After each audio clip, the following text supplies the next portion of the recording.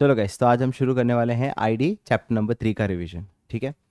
ID chapter number 3 में सबसे पहला क्वेश्चन यही था कि वो क्या रीजंस थे जिसकी वजह से क्या आया, बताइए, new economic reforms. What were the reasons behind new economic reforms?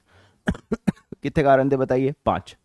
पहला कारण, performance of poor performance of home, public sector undertaking. तो जो मेजर पीएसयू थे दे वर ऑल लॉस मेकिंग, और लॉस मेकिंग होने की वजह से जीडीपी उतने फास्ट रेट से ग्रो नहीं हो पाए, and that is the first reason because of which हमें न्यू इकोनॉमिक रिफॉर्म्स लाना पड़ा। Second is deficit in BOP. क्या लिखोगे? Deficit in BOP. Now what is a BOP? BOP is a statement जो रिकॉर्ड करता है कंट्री में कितना फॉरेन एक्सचेंज आ रहा है या कंट्री में कितना फॉरेन एक्सचेंज जा रहा है, राइट? और अगर बीओपी डेफिसिट है, इसका मतलब हमारा outflow of foreign currency was more than inflow of foreign currency. और ऐसा क्यों हुआ? हाँ, ऐसा इसलिए हुआ क्योंकि हमारा इंपोर्ट ज़्यादा था और हमारा एक्सपोर्ट बहुत कम था। ये वो कारण था जिसकी वजह से डेफिसिट जो था हमारा बीओपी। अब डेफिसिट बीओपी होगा मतलब अगर इंपोर्ट हम 5,000 करोड़ का कर रहे हैं, एक्सपोर्ट हम सिर्फ 3,000 करोड़ का कर रहे हैं, तो नेट 2,000 चुकाना तो पड़ेगा। कहाँ से लाएंगे? रिजर्व्स में से। तो धीरे धीरे हमारे रिजर्व्स क्या होने लगे? कम। तो हमारे फॉरेन एक्सचेंज रिजर्व जो है ऑल टाइम लो चला गया, इतना लो कि हम कितने वीक तक सर्वाइव कर सकते हैं बताइए? सब हम 2 वीक तक का ही इंपोर्ट कर सकते हैं, प्लस हमें इंटरेस्ट भी चुकाना है। कौन सा? लोन का। तो ऑटोमेटिकली हमारे फॉरेन एक्सचेंज रिजर्व्स कम हो जाना, बीओपी डेफिसिट हो जाना, पब्लिक सेक्टर का अंडर परफॉर्म करना, प्लस सरकार ने बहुत ज़्यादा क्या ले लिए थे बताइए? डेट। पब्लिक ने, गवर्नमेंट ने बहुत सारी बोरोइंग्स कर ली। तो ये 4 कारण। और लास्ट कारण क्या था बताइए? Inefficient management. सर उस वक्त इकोनॉमी को किसको मैनेज करना था? सरकार को। तो सरकार मैनेज क्यों नहीं कर पा रहा था? क्योंकि सरकार के जो खर्चे हैं वो सरकार की रिसिप्ट से ज़्यादा थे। सरकार के क्यों खर्चे ज़्यादा थे? बिकॉज गरीबी ज़्यादा थी। अब गरीबी ज़्यादा होगी तो सरकार को सब्सिडीज पे खर्चा अपना बढ़ाना पड़ेगा। अच्छा, रिसिप्ट कम क्यों थे? रिसिप्ट इसलिए कम थे क्योंकि गरीबी होगी तो लोग टैक्स ज़्यादा पे, और टैक्स पे नहीं करेंगे तो रिसिप्ट कम था और एक्सपेंडिचर ज़्यादा था। और यही वो 5 कारण थे जिसकी वजह से हमें क्या लेके आना पड़ा बताइए? New economic reforms. फर्स्ट कारण क्या था? Poor performance of public sector undertaking. Second, BOP deficit, foreign exchange all time low चला गया, inefficient management, and last point is government ने बहुत ज़्यादा क्या ले लिया था गाइस? Come on, debt. चलिए गाइस, न्यू इकोनॉमिक रिफॉर्म्स को फिर हमने न्यू इकोनॉमिक रिफॉर्म्स लाया, हमने वर्ल्ड बैंक को अप्रोच किया। वर्ल्ड बैंक ने हमें कहा कि हम लोग आपको 7 ट्रिलियन का लोन प्रोवाइड कर देंगे, बट प्रोवाइडेड कि आपको अपनी इकोनॉमिक पॉलिसी को क्या करना पड़ेगा बताइए? चेंज। तो इकोनॉमिक पॉलिसी को आप कैसे चेंज करोगे? इकोनॉमिक पॉलिसी को आप चेंज कैसे करोगे? तो हमने बताया कि हमने न्यू इकोनॉमिक रिफॉर्म्स को 2 पार्ट में डिवाइड किया है। पहला कहते हैं स्टेबिलाइजेशन मेजर, और दूसरा जो होता है उसे कहते हैं स्ट्रक्चरल मेजर। सर क्या होता है स्टेबिलाइजेशन मेजर? मतलब अभी प्रॉब्लम है उसको स्टेबल करना है। क्या प्रॉब्लम है? पहली प्रॉब्लम हमारी जो सबसे इंपॉर्टेंट प्रॉब्लम है,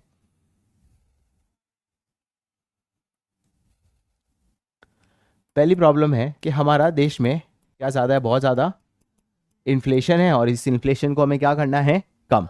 दूसरा हमारा प्रॉब्लम है कि हमारा जो बीओपी डेफिसिट है उसको क्या करना है बताइए? ठीक। ये हमारा क्या मेजर है? शॉर्ट टर्म मेजर है। और स्ट्रक्चरल मतलब लॉन्ग टर्म में हमें अपने देश में क्या बढ़ानी है बताइए? एफिशिएंसी। और एफिशिएंसी तभी बढ़ सकता है जब देश में क्या आएगा बताइए? कंपटीशन। तो ये वो 2 तरीके थे जिससे हमें न्यू इकोनॉमिक रिफॉर्म्स को लाना है। One is stabilisation measure and one is structural measures.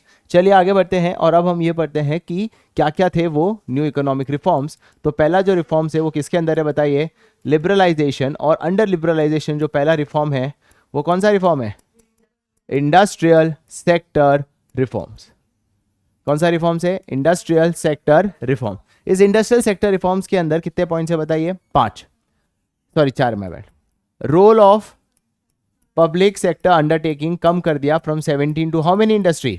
3। मतलब पहले पीएसयू 17 सेक्टर्स ऐसे थे जहां से पब्लिक सेक्टर आ सकती थी, उसको रोल कम करके कितना कर दिया? 8, और 8 से अब कितना कर दिया? 3। और वो 3 कौन सी है बताइए? डर, defence, atomic and railway. Second, her private sectors को पहले लाइसेंस लेना पड़ता था, अब लाइसेंसिंग सिस्टम को इन्होंने क्या कर दिया बताइए? अबॉलिश कर दिया। अब लाइसेंसिंग सिस्टम को अबॉलिश कर दिया एक्सेप्ट फॉर फ्यू इंडस्ट्री। क्या क्या वो एक्सेप्शन थे बताइए? अगर आप ड्रग्स बना रहे हो, केमिकल्स बना रहे हो, एक्सप्लोजिव्स बना रहे हो, अल्कोहल बना रहे हो, तो आज भी आपको सरकार से क्या लेना पड़ता है बताइए? लाइसेंस। तीसरा, डी रिजर्वेशन। डी रिजर्वेशन किसके लिए डी रिजर्वेशन है बताइए? एसएसआई के लिए। 1955 में कार कमेटी ने एसएसआई को प्रोटेक्शन दिया था कि भाई हम आपको ग्रो करेंगे रूरल एरियाज में, ताकि लेबर बढ़े, एम्प्लॉयमेंट बढ़े, इक्वालिटी बढ़े। पर अब ऐसा नहीं होगा, अब आपको कोई प्रोटेक्शन नहीं मिलेगा, जिसका मतलब एसएसआई को अब किससे compete करना पड़ेगा? बड़ी बड़ी कंपनीज के साथ। और प्राइसेस जो है वो कौन डिसाइड करेगा बताइए? सरकार डिसाइड नहीं करेगा, मार्केट फोर्सेस। क्या चीज क्लियर हुआ? इसे कहते हैं D reservation of SSI. And fourth, under MRTP act. कौन सा एक्ट बताइए? एमआरटीपी। एमआरटीपी क्या होता है? Monopoly restrictive trade practice act. फिर से कौन सा एक्ट है? Monopoly restrictive trade practice act. कोई भी अगर आप मर्जर करते हो, कोई भी आप एक्विजिशन करते हो, तो जाके सरकार से आपको पहले क्या लेके आना पड़ता था? अप्रूवल। अब आपको अप्रूवल लेने की जरूरत नहीं है। Under which act? MRTP, monopoly restrictive trade practice act. तो ये थे इंडस्ट्रियल सेक्टर रिफॉर्म्स, जिसके अंदर सबसे पहले पब्लिक सेक्टर के रोल को कम कर दिया फ्रॉम 17 to 3। सेकंड क्या किया बताइए? लाइसेंसिंग सिस्टम को क्या कर दिया? अबॉलिश। तीसरा, D reservation of what? SSI. Fourth, under MRTP act. कोई भी अप्रूवल लेना हो तो पहले जाओ सरकार से अप्रूवल लो, अब वो अप्रूवल लेने की जरूरत नहीं है। Is that clear guys? समझ आया?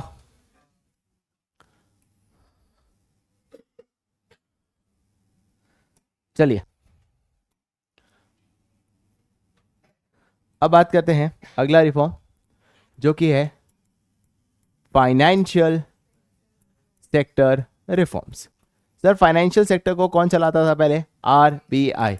आरबीआई कैसा काम करता था? As a regulator. Sir what you mean by regulator? Regulator का मतलब हर डिसीजन जो बैंक्स को लेना है, किससे जाके अप्रूवल लेना पड़ता था? आरबीआई से। इससे क्या होता था? प्राइवेट बैंक्स नहीं आती थी। इससे कौन नहीं आती थी? Foreign banks. क्यों नहीं आती थी? बिकॉज उन्हें इतना रिस्ट्रिक्शंस पसंद नहीं है। तो आरबीआई का रोल चेंज कर दिया। आरबीआई का रोल अब रेगुलेटर नहीं है, अब क्या है आरबीआई का रोल बताइए? Come on, facilitator. क्या है आरबीआई का रोल? फैसिलिटेटर। अब फैसिलिटेटर का मतलब क्या हुआ कि आरबीआई प्राइवेट बैंक्स बहुत सारे क्या ले सकती है? Decisions without the approval of what?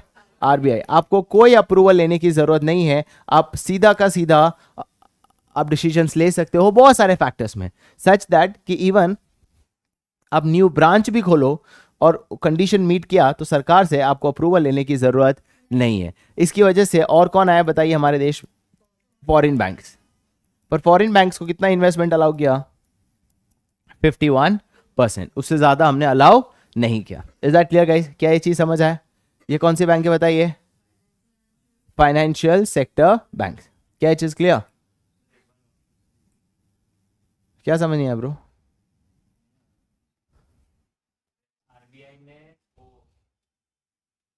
हाँ बोल, सुन रहा हूं।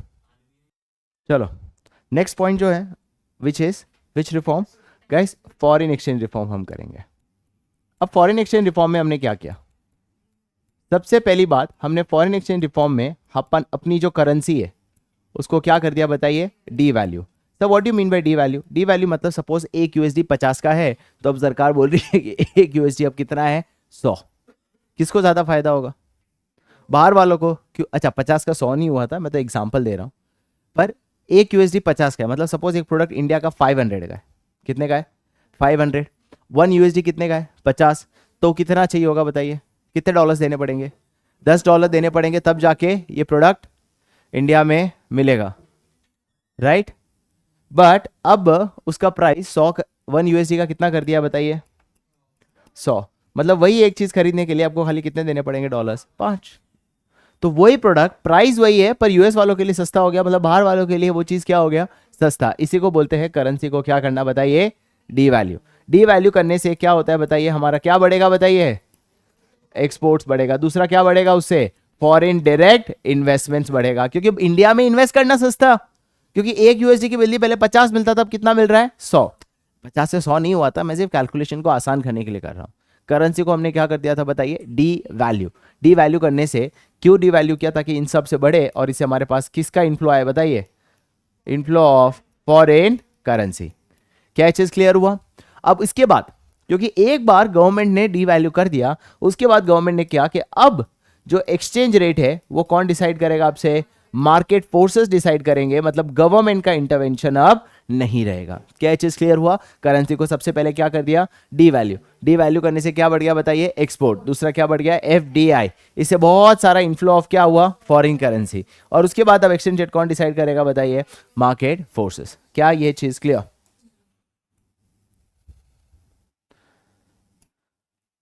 चौथा, टैक्स रिफॉर्म्स। दो टाइप के टैक्स हैं, एक है डायरेक्ट टैक्स और एक है इनडायरेक्ट टैक्स। डायरेक्ट टैक्स वो टैक्स है जो सीधा आप डायरेक्टली गवर्नमेंट को पे करते हो, और इनडायरेक्ट टैक्स है जो आप किसी शॉपकीपर को पे करते हो, फिर वो शॉपकीपर किसको पे करता है? गवर्नमेंट को। Example, GST is an indirect tax and income tax is a direct tax. अब डायरेक्ट टैक्स और इनडायरेक्ट टैक्स में क्या किया हमने?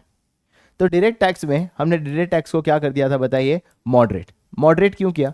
क्योंकि पहले है ना टैक्स इवेजन बहुत होता था, टैक्स की चोरी बहुत होती थी, उसे क्या बोलते हैं? टैक्स इवेजन बहुत ज्यादा था। क्यों टैक्स इवेजन बहुत ज्यादा था? बिकॉज टैक्स का परसेंटेज इतना ज्यादा था कि लोग टैक्स की क्या करते थे? चोरी। तो गवर्नमेंट ने डिसाइड किया, let's moderate our taxation system. Moderate का मतलब क्या हुआ? टैक्स को कम कर देते ताकि पार्टिसिपेशन क्या हो? ज्यादा हो। टैक्स पार्टिसिपेशन ज्यादा हो, टैक्स इवेजन कम हो, इसीलिए हमने डायरेक्ट टैक्स को क्या कर दिया था बताइए? मॉडरेट। अब इनडायरेक्ट टैक्स में हमने किसका इंट्रोडक्शन किया था बताइए? जीएसटी। किसका इंट्रोडक्शन? जीएसटी। अब जीएसटी क्या होता है? 17 टैक्सेशन को मिला के एक ही टैक्सेशन था। क्यों लाया गया? ताकि ease of doing business India में और आसान हो, प्लस इससे टैक्स कंप्लायंस करना काफी ज्यादा क्या हो जाएगा? इजी। क्या करना का इजी हो जाएगा बताइए? Tax compliance. What is tax compliance? Tax compliance का मतलब होता है कि अब आपको जो हर साल रिटर्न्स फाइल करने होते हैं, हर साल जो टैक्स पे करने होते हैं, वो अलग अलग डिपार्टमेंट में जाने पड़ते थे। अब आपको अलग अलग डिपार्टमेंट जाने की जरूरत नहीं है, एक ही डिपार्टमेंट में सारा काम हो जाएगा। क्या चीज क्लियर हुआ? एंड आखिरी रिफॉर्म क्या था? Trade and investment policy reforms. Sir क्या था ये reform? Trade and investment policy reforms. याद है, बाहर वालों को पहले रोकने के लिए हमने टैरिफ एंड कोटा सिस्टम लाया था, जिससे बाहर वाले हमारे देश में आ नहीं सके। अब हम चाहते हैं बाहर वाले आए, क्योंकि हमने अपनी इकोनॉमी को ओपन कर दिया। तो हमने क्या किया? रिमूवल। क्या चीज का रिमूवल? क्या बताइए? Quantitative restrictions on what? Imports. Quantitative restriction मतलब कोटा। पहले कोटा सिस्टम था, अब वो कोटा सिस्टम नहीं है। सेकेंड चीज हमने क्या कर दिया? Removal of export duties. तीसरा हमने क्या रिमूवल किया? Import duties. राइट? क्यों? क्योंकि टैक्सेशन कम होगा तो पार्टिसिपेशन ज्यादा होगा। लोग टैक्स कम लगता है तो वो प्रोडक्ट भी इंडिया में आएंगे, कंपटीशन बढ़ेगा। तो हमने चाहते थे कि अब हम अपनी इकोनॉमी को क्या कर दे? ओपन। तो हमने रिमूवल ऑफ क्या किया? Import duty. रिमूवल ऑफ क्या किया? Export duty. क्वांटिटेटिव रेस्ट्रिक्शंस किस पे हटा दिए बताइए?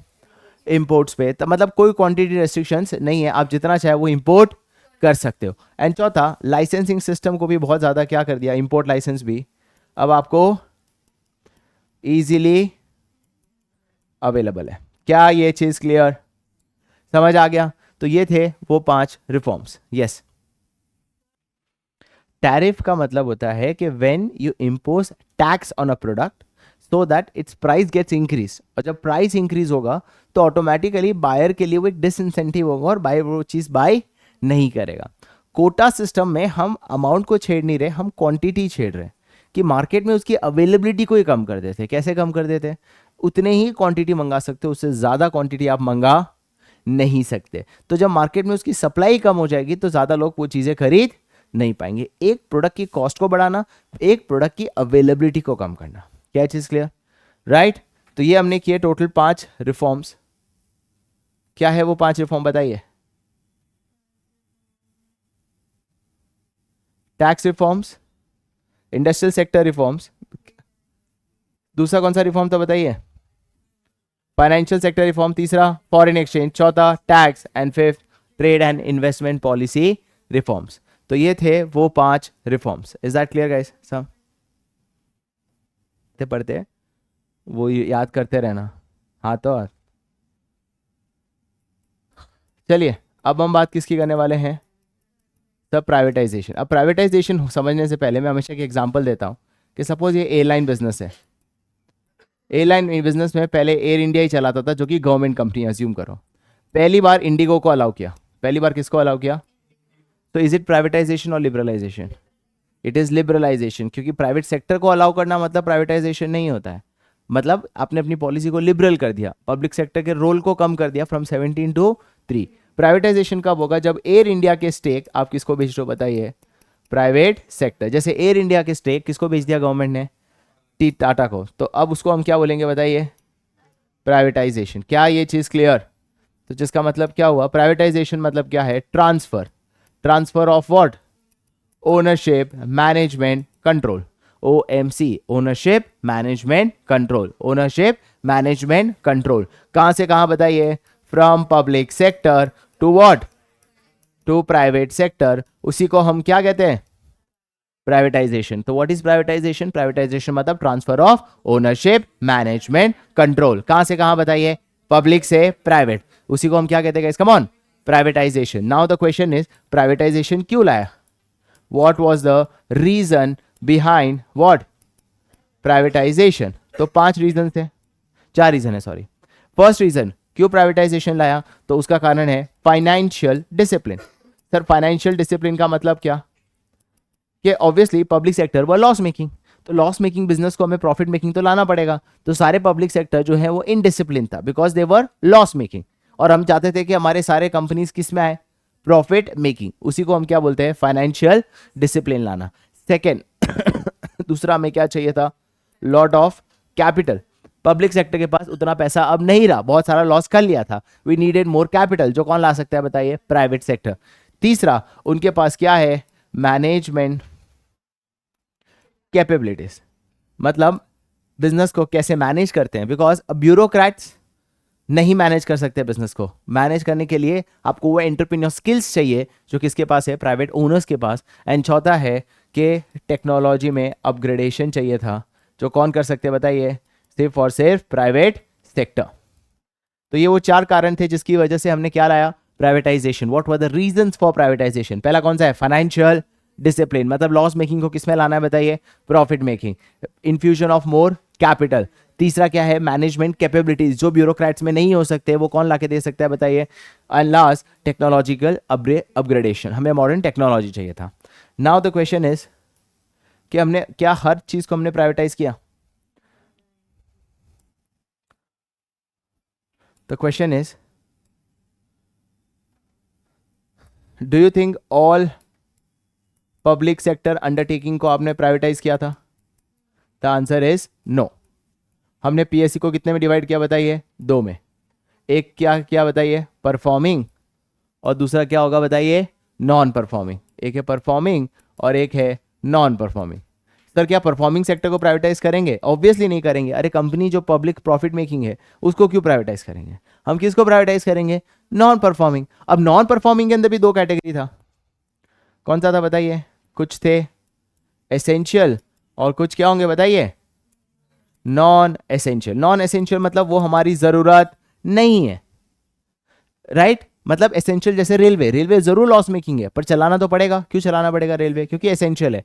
पर वो जो नॉन एसेंशियल है इसको हमने क्या किया गया? Come on, privatise. क्या किया हमने? इसको प्राइवेटाइज। क्या चीज क्लियर हुआ? अब सवाल है कि सर आपने उसको बेचा तो पैसा आया, उस पैसे को यूज कहां करोगे?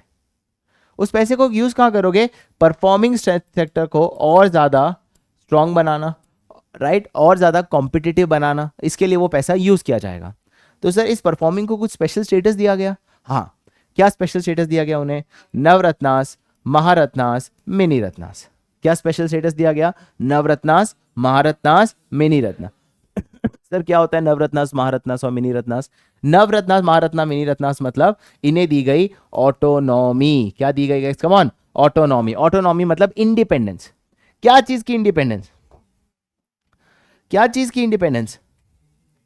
इन डिसीजन मेकिंग। सर हर चीज अगर आप गवर्नमेंट से पूछते जाओगे तो मार्केट की अपॉर्चुनिटी को आप ग्रैब नहीं कर पाओगे। अब आपके साथ कंपीट करने वाले वो प्राइवेट सेक्टर्स जो डिसीजंस को फटाफट ले सकते हैं, तो उन्हें भी कंपिटेंट बनाने के लिए उन्हें क्या दी गई guys? Come on, autonomy. In what? In taking decisions regarding which matters?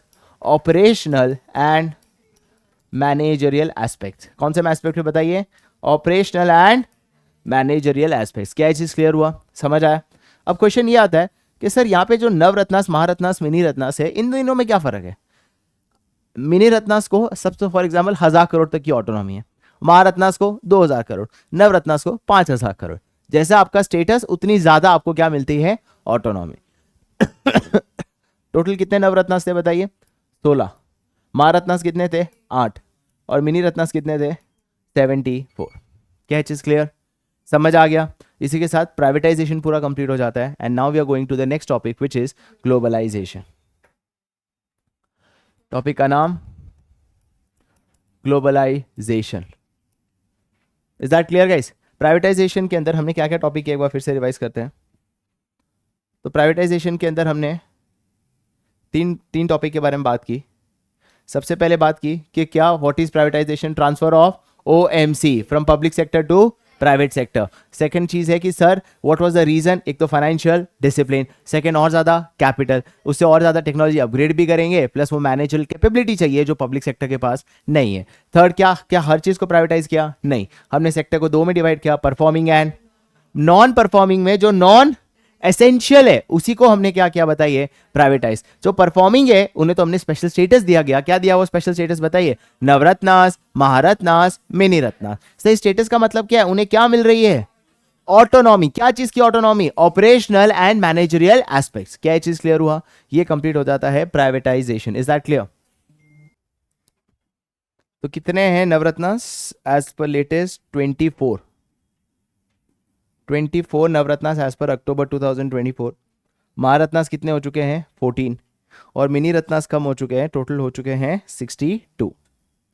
मतलब कुछ मिनी रत्नास को शिफ्ट करके कहाँ रख दिया? महारत्नास और नवरत्नास में। नहीं याद, नंबर याद मत करो।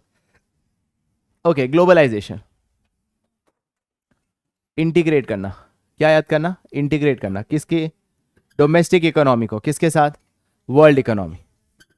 राइट? इंटीग्रेट करो। क्या इंटीग्रेट करो? डोमेस्टिक इकोनॉमी को किसके साथ? वर्ल्ड इकोनॉमी के साथ। उसी को हम क्या बोलते हैं guys? Come on, globalisation. Is that clear? समझ आया? राइट। इंटीग्रेट कैसे करेंगे? जब दोनों के बीच में जो सारे बंदिशें वो हटाओ। क्या क्या बंदिशें जो हमें हटाने? सबसे पहले जितने भी बैरियर्स थे वो सारे बैरियर्स हमें हटाने। क्या क्या बैरियर्स थे बताइए? सबसे पहला हमने सारे के सारे रिमूवल ऑफ क्या कर दिया बताइए?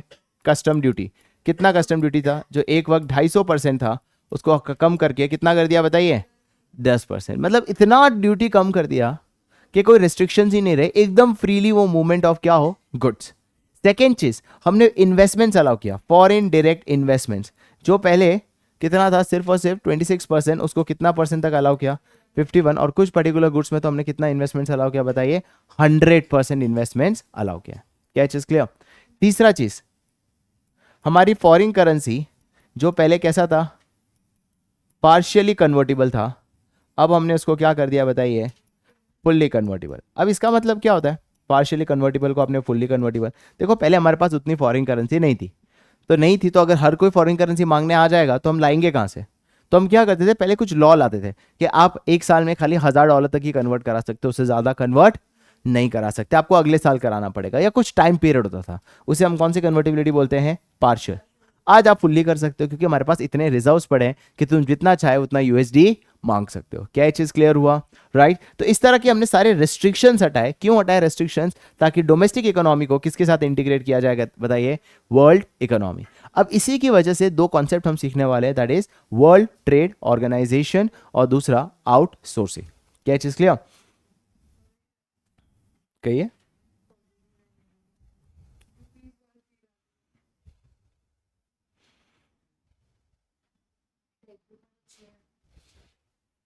ओके, अब हम बात कर रहे हैं कि ग्लोबलाइजेशन का सबसे पहला फायदा जो हमारे देश में हुआ था वो था आउटसोर्सिंग। सर आउटसोर्सिंग क्या है? आउटसोर्सिंग का मतलब ये हुआ कि आपके बिजनेस के दो काम होते हैं, एक होते हैं कोर काम और एक होता है नॉन कोर काम। नॉन कोर मतलब आपके बिजनेस के लिए ज़रूरी है बट वो उतना इंपॉर्टेंट नहीं है। फॉर एग्जाम्पल मेरे क्लासेस में टीचिंग कोर है, बट एग्जामिनेशन कंडक्ट कराना, प्लस सिक्योरिटी मेंटेन करना, प्लस एडमिनिस्ट्रेशन करना, अटेंडेंस करना, वो सारे कौन से काम हुए बताइए? Non core. अगर मैं सारे काम पे फोकस ना करूँ तो मैं अपने नॉन कोर काम को किसी और को दे दूँ कि भाई तुम संभाल लो। फॉर एग्जाम्पल अगर मुझे लेते सिक्योरिटी गार्ड रखना हो तो खुद करने से अच्छा है कि एजेंसी को हायर कर दो जिनके लिए ये काम क्या है? कोर। इससे अब ये सारा काम है ना इंडिया में बहुत सारा आने लगा।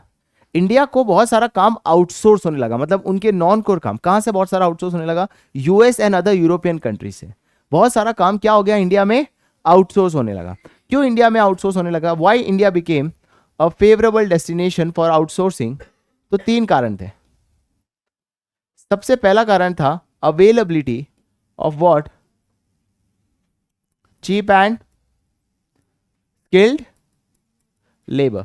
हमारे देश में इकोनॉमिकल लेबर थे, इकोनॉमिकल मतलब उतने महंगे नहीं थे जितने यूरोपियन कंट्रीज में थे, और वो स्किल्ड थे कि हमारा बहुत सारा काम इंडिया में आ सकता है। दूसरा क्या था, development of what, IT infrastructure.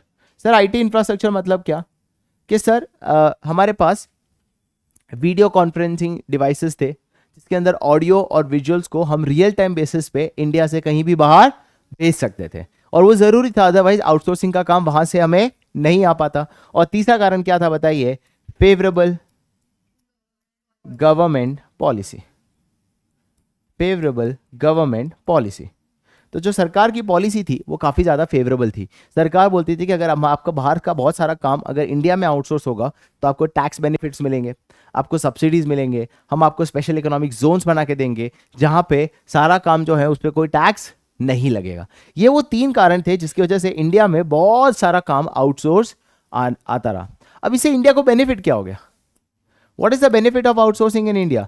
सबसे पहला बेनिफिट क्या है, there will be lot of inflow of what, foreign currency. बहुत सारा फॉरेन करेंसी इंडिया में आने लगा, और वो बहुत जरूरत थी। हमने ऑलरेडी पढ़ा है कि फॉरेन करेंसी इतना कम था कि हम कितने वीक तक सर्वाइव कर सकते थे, 2 हफ्ते तक। अब बहुत सारा फॉरेन करेंसी आने लगा। सेकंड, देश में क्या बढ़ने लगा बताइए, एम्प्लॉयमेंट बढ़ने लगा, which is a very good sign. And तीसरा, दी मोस्ट इंपॉर्टेंट, ये देखो कोई भी कंट्री पे अगर सिर्फ हम डिपेंडेंट होंगे ना, तो कभी भी अगर हमारे बीच में कोई ट्रेड डील होगा तो वो एडवांटेज पोजीशन पे होंगे। क्यों? क्योंकि उनको हमारी गरज नहीं है, पर हमको उनकी गरज होती है। बट अब उल्टा हो गया। उल्टा मतलब ऐसा नहीं है कि सिर्फ हम उन पे डिपेंडेंट नहीं है, even the developed countries are also dependent on developing country. Now the scenario is that कि even the developed country are dependent on which country guys, come on, developing countries. तो ये वो कारण थे जिसकी वजह से इंडिया को बहुत सारा बेनिफिट हुआ। सबसे पहला क्या था, कारण क्या थे, सस्ते और अच्छे लेबर, आईटी इंफ्रास्ट्रक्चर का अवेलेबल होना, और तीसरा फेवरेबल गवर्नमेंट पॉलिसी। क्या क्या काम आउटसोर्स होने लगा इंडिया में, अकाउंटिंग का काम, म्यूजिक एडिटिंग का काम, बीपीओ का काम, फिर कस्टमर केयर सर्विस का काम जिसको बिजनेस प्रोसेसिंग आउटसोर्सिंग ही बोलते हैं। बट और क्या काम है, फिल्म एडिटिंग है, म्यूजिक एडिटिंग है। तो बहुत सारा इंडिया में इस तरह का काम होने लगा जो आप लैपटॉप बेस कर सकते हो, और फिर वहां पे ट्रांसफर भी इजीली हो सकता है थ्रू आईटी इंफ्रास्ट्रक्चर। इंडिया को इससे क्या क्या फायदा हुआ बताइए, बहुत सारा फॉरेन करेंसी आया। सेकेंड, एम्प्लॉयमेंट बढ़ा। एंड तीसरा, now even the developed countries are also dependent on what, developing country. Is that clear? चलिए गाइस, अगला टॉपिक जो अब हम करने वाले हैं वो है WTO। वर्ल्ड ट्रेड ऑर्गेनाइजेशन को समझने से पहले हमें यह समझना पड़ेगा GATT क्या होता है, general agreement of trade and tariff. Sir ये क्या था GATT? ये बना था 1948 में। कितने कंट्रीज के बीच में बना था? 23 कंट्री। वो 23 कंट्रीज जो थी वो सारी की सारी यूरोपियन कंट्रीज थी। ये कंट्री ने कहा कि there will be no restriction, there will be what, no restriction on movement of goods, on movement of capital and on movement of people. मतलब सामान, पैसा और आदमी या इंसान, सॉरी, इनके मूवमेंट में कोई रेस्ट्रिक्शंस नहीं होगा। मतलब इकोनॉमिकली हम एक ही कंट्री की तरह माने जाएंगे। इससे क्या होगा, हमारे बीच में जो ट्रेड बढ़ेगा, बिजनेस और ज़्यादा हम क्या करेंगे, ग्रो। धीरे धीरे इसमें और कंट्रीज जुड़ती गई, और 1995 में क्या बन गया बताइए, वो वर्ल्ड ट्रेड ऑर्गेनाइजेशन। जहां क्या डेट सही है, इट्स 1995 राइट। वो क्या बन गया बताइए, वर्ल्ड ट्रेड ऑर्गेनाइजेशन, जिसके अंदर इंडिया भी पार्ट है। नाउ द क्वेश्चन इज कि हम अगर WTO का पार्ट है तो what are the functions of WTO, which is the most important question कि भाई WTO के फंक्शंस क्या है। देखो, सबसे पहले WTO कहता है कि हम आपको इंश्योर करेंगे कि आप कैसा प्रोडक्शन करो बताइए, large scale production. Large scale production मतलब कि यार अपनी देश की रिक्वायरमेंट को खाली क्यों फुलफिल करो, पूरी दुनिया की फुलफिल करो, बल्क लेवल पे प्रोडक्शन करो। इससे दो फायदा, एक तो ज्यादा बेच भी पाओगे और कॉस्टिंग भी क्या आएगी, बहुत कम, जो चाइना करता है। Second, optimum utilisation of resources. Optimum utilisation of resources का मतलब क्या, कि सर हम वो चीज जिसमें हम अच्छे हैं उसको बनाओ और बल्क में बनाओ, ताकि जो सरप्लस है वो दुनिया में बेच सके और उस सरप्लस पैसे को वहां यूज कर सके जिसमें द अदर कंट्रीज एफिशिएंट। मतलब make a large scale production and export the surplus, and such surplus money should be used to purchase the resources from that country in which they are efficient। Sir simple बताओ, हम cotton में अच्छे हैं क्योंकि हमारे देश में black soil बहुत सारा है, हम बहुत सारा कॉटन बनाएंगे, एक्स्ट्रा सरप्लस कहाँ बेचेंगे, दुनिया भर में, और उनसे क्या लाएंगे, पैसा, और उस पैसे से हम वो कंट्री से क्या खरीदेंगे बताइए, क्रूड ऑयल, क्योंकि क्रूड ऑयल हमारे पास नहीं है पर वो कंट्री बहुत एफिशिएंटली निकाल सकती है। इससे फायदा क्या होगा, रिसोर्सेज का कैसा यूटिलाइजेशन होगा बताइए, ऑप्टिमम। क्या ये चीज क्लियर हुआ, रिसोर्सेज का कैसा यूटिलाइजेशन होगा, ऑप्टिमम। तीसरा पॉइंट क्या था, large scale production, optimum utilisation, and तीसरा था एनवायरमेंटल फ्रेंडली प्रोडक्शन। भाई डब्ल्यूटीओ इंश्योर करती है, बहुत सारे रेस्ट्रिक्शंस लगाती है, वरना हर कंट्री डेवलपमेंट की तरफ जाएगा, कोई सोचेगा ही नहीं एनवायरमेंट के बारे में, तो क्या होगा। इसलिए रिसेंटली पेरिस एग्रीमेंट में हमने भी प्रॉमिस किया था कि हम कोविड क्या कार्बन एमिशन से फ्री हो जाएंगे बाई 2050, बिकॉज पेरिस कमिटमेंट में सभी कंट्री के लीडर्स ने कमिट किया कि हम यस एनवायरमेंट को ज़्यादा प्रायोरिटी देंगे। क्या चीज़ क्लियर हुआ। चौथा पॉइंट क्या है बताइए, कि कोई भी तरीके का टैरिफ या नॉन टैरिफ बैरियर्स आप नहीं लगा सकते, कोई भी कंट्री टैरिफ या नॉन टैरिफ बैरियर्स नहीं लगा सकते। एंड लास्ट, ऐसा कोई रूल्स नहीं बनाओगे जहां पे किस तरह का रेस्ट्रिक्शंस हो बताइए, आर्बिट्री रेस्ट्रिक्शन। सर ये आर्बिट्री रेस्ट्रिक्शंस क्या होता है, मैं समझाता हूं एग्जांपल लेके, वो भी फर्टिलाइजर वाला। अब देखो फर्टिलाइजर में क्या होता था, सपोज ये इंडियन कंपनी है, इंडियन फर्टिलाइजर कंपनी है, और ये फॉरेन की फर्टिलाइजर कंपनी है। क्या इंडियन की कंपनी पे कोई टैक्स लगता है, नहीं, और हमने फॉरेन कंपनीज पे भी कोई टैक्स नहीं लगाया, ठीक है, कोई टैक्स नहीं लगाया, मतलब आप फ्रीली इंडिया में आ सकते हो। डब्ल्यूटीओ के कहने पर हमने कोई टैरिफ या नॉन टैरिफ बैरियर्स नहीं लगाया। टैरिफ मतलब टैक्स एंड नॉन टैरिफ मतलब कोटा। तो ये चीज मार्केट में कितने में बिक रही है बताइए, 100, और अज्यूम करो ये भी मार्केट में कितनी बिक रही है, 100 में। तो इसका मतलब सरकार ने कोई रेस्ट्रिक्शंस लगाए नहीं, पर सरकार क्या कह रही है पता है, कि अगर आप इंडियन कंपनी के साथ खरीदोगे तो 50 की सब्सिडी मिलेगी। तो जरूर मार्केट में 100 रुपए का है, बट फार्मर्स को कितने में पड़ रहा है बताइए।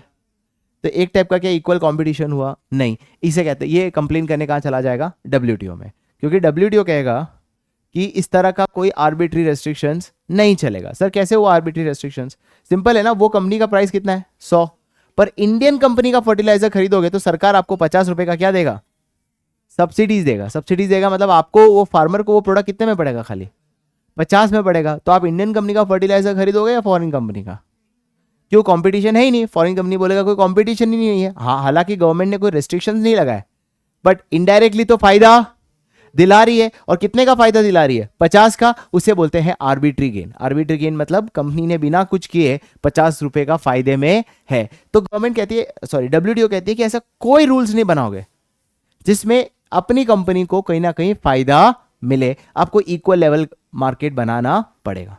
क्या चीज क्लियर।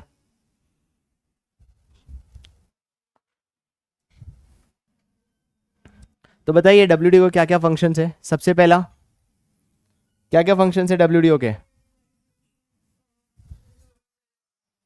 पहली भाई डब्ल्यूटीओ ये इंश्योर करेगा कि लार्ज स्केल क्या हो, प्रोडक्शन, ऑप्टिमम यूटिलाइजेशन ऑफ क्या हो, रिसोर्सेज, और एनवायरमेंटल फ्रेंडली प्रोडक्शन हो। ये तीन ईजी है, लार्ज स्केल प्रोडक्शन करो, ऑप्टिमम होगा, प्लस एनवायरमेंटल फ्रेंडली भी होगा। डब्ल्यूटीओ इंश्योर करेगा कोई भी तरीके का टैरिफ या नॉन टैरिफ बैरियर्स, और इसके ऊपर फायदा भी ना दे, मतलब कोई तरीके का आर्बिट्री गेन्स भी आप नहीं कर सकते। इसकी वजह से हमें सब्सिडीज हटानी पड़ी किसके ऊपर, फर्टिलाइजर्स पे, ताकि अब फार्मर्स को जो भी खरीदना है वो फुल प्राइस पे खरीदना पड़ेगा, बिकॉज डब्ल्यूटीओ कहता है कि आप किसी एक कंपनी को फायदा नहीं दिला सकते। Is that clear.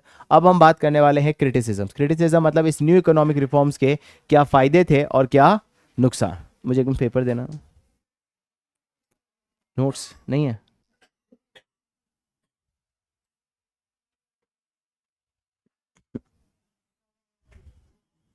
समझा? ओके गाइस, नाउ सबसे पहली बात कि न्यू इकोनॉमिक रिफॉर्म्स के क्या क्या फायदे हुए। ऑब्वियसली देश में क्या बढ़ेगा बताइए, देश की क्या बढ़ी बताइए, जीडीपी, मतलब हमारी capacity to produce goods and services और बढ़ा। क्यों कैपेसिटी बढ़ा?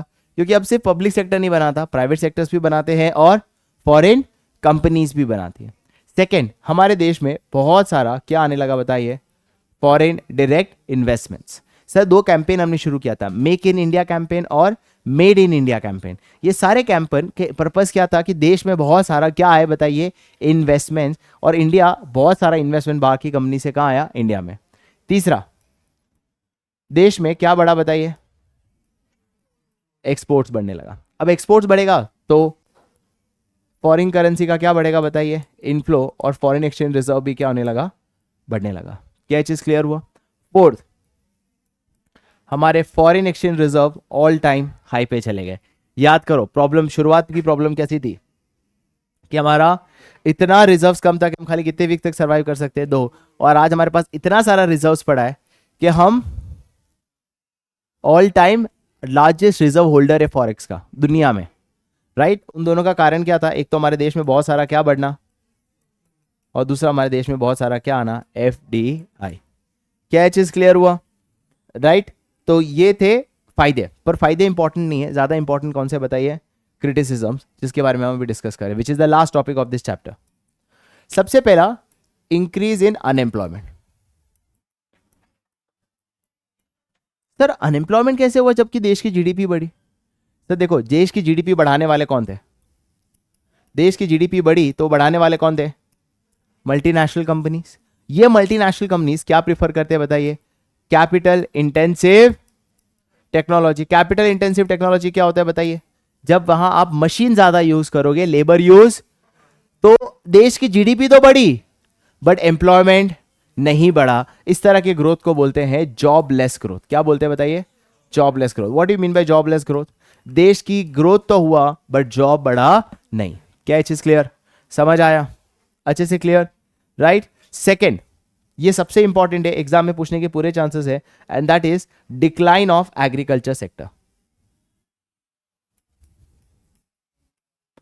Decline of agriculture sector. अब इस लाइन का मतलब क्या, ध्यान से सुनो। मैंने यहां पे क्या लिखा था, हमारी देश की जीडीपी बढ़ी।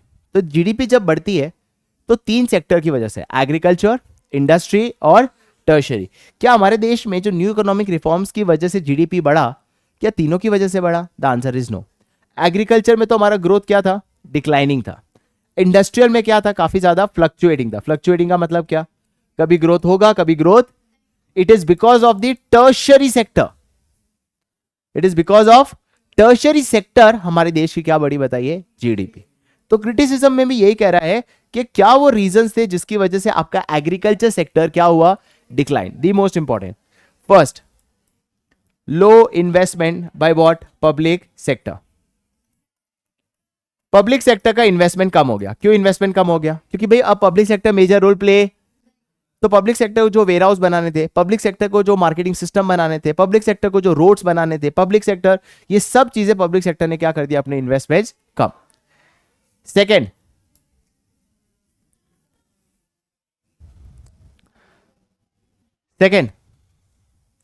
लो इन्वेस्टमेंट बाय पब्लिक सेक्टर। दूसरा कारण क्या था, एक तो पब्लिक सेक्टर का इन्वेस्टमेंट कम हो गया, दूसरा गवर्नमेंट ने क्या किया, कंपटीशन ला दिया। अच्छा पहले वो कर देता हूं, एक तो पब्लिक इन्वेस्टमेंट हटा दिया और दूसरा आपने क्या हटा दिया बताइए, डब्ल्यूटीओ के कहने की वजह से, डब्ल्यूटीओ के कहने की वजह से आपने क्या हटा दिया, तीसरा आपने कंपटीशन ला दिया। किससे कंपटीशन ला दिया बताइए, private companies as well as foreign companies. एक तो सपोर्ट हटा दिया, दूसरा सब्सिडी हटा दी, तीसरा और क्या ला दिया। तो अब सरकार, अभी फार्मर्स भी क्या सोचते हैं, अपने भी क्यों फूड ग्रेन्स बनाए, अपने भी क्या बनाए, कैश क्रॉप्स, कॉटन बनाते हैं, दुनिया भर में बेचते हैं, हम क्यों फूड क्रॉप्स बनाए, जबकि सरकार का सपोर्ट नहीं है, उल्टा कंपटीशन ला दिया और सब्सिडी भी आपने क्या कर दिया, हटा दिया। तो फार्मर्स कहां शिफ्ट हो गए बताइए, टुवर्ड्स विच क्रॉप्स। इससे फूड क्रॉप्स के सप्लाई कम होने की वजह से इसकी प्राइस क्या होने लगी, बढ़ गई। फूड क्रॉप्स की प्राइस क्या होने लग गई, बढ़ गई। क्यों बढ़ गई, बिकॉज कैश क्रॉप्स सब, अगर फार्मर्स कैश क्रॉप्स बनाने लगेंगे, कॉटन बनाने लगेंगे, तो खाना कौन बनाएगा, और खाना नहीं बनाओगे तो मार्केट में सप्लाई कम और उसकी वजह से प्राइस क्या हो जाएंगे, बढ़ जाएंगे। ये मोस्ट इंपॉर्टेंट है। सबसे पहले क्या हुआ बताइए, पब्लिक सेक्टर का इन्वेस्टमेंट कम। सेकेंड, सब्सिडी हटा दी। तीसरा, कंपटीशन आया किसके साथ, private companies and foreign companies. And fourth, farmers भी कहां से कहां शिफ्ट हो गए बताइए, फार्मर शिफ्ट हो गए कैश क्रॉप्स की तरफ, तो फूड क्रॉप्स का प्रोडक्शन क्या हो गया, कम, उसकी सप्लाई कम, तो उसके प्राइसेस क्या हो गए, ज्यादा। क्या चीज क्लियर। तीसरा, इंडस्ट्रियल सेक्टर का ग्रोथ इतना डिक्लाइन क्यों हुआ,